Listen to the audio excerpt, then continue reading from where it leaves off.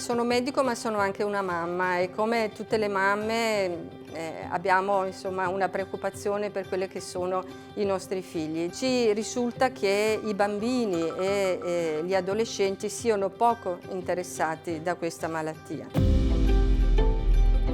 Questa domanda di preoccupazione da parte degli anziani arriva principalmente anche dai miei genitori che dicono insomma non venire a trovarmi oppure insomma stiamo in isolamento. Io li ho tranquillizzati dicendo che hanno già contratto l'influenza tra l'altro e quindi hanno già avuto questa sintomatologia respiratoria e che al momento non abbiamo motivo di preoccuparci. Quindi se è una persona anziana con una sintomatologia respiratoria importante, grave, si presenta in pronto soccorso, verrà valutata oltre che per l'influenza anche per l'eventuale contatto con questo virus. Gli insetti ed il cibo non possono trasmettere l'infezione da coronavirus semplicemente perché il virus non è abbastanza abile per replicarsi a livello dell'apparato digerente o per replicarsi all'interno degli insetti. Quindi una puntura o il cibo proveniente da qualunque parte italiana o fuori dall'Italia non può assolutamente trasmettere l'infezione da coronavirus.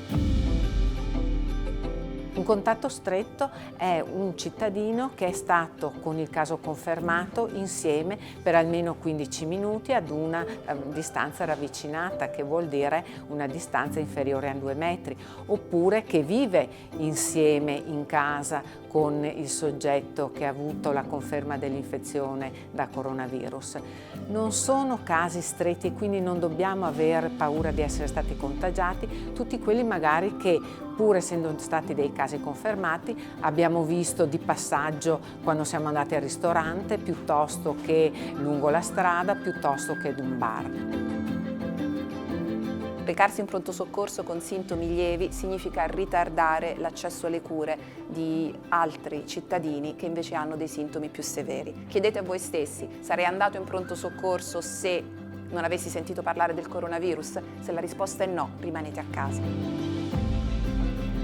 Trattandosi di un tipo di virus legato a malattie respiratorie che generalmente si vengono a determinare nel periodo invernale, noi pensiamo che con l'aumentare della temperatura e quindi col mutare delle condizioni climatiche anche la circolazione del virus dovrebbe avere una modifica e quindi abbassarsi.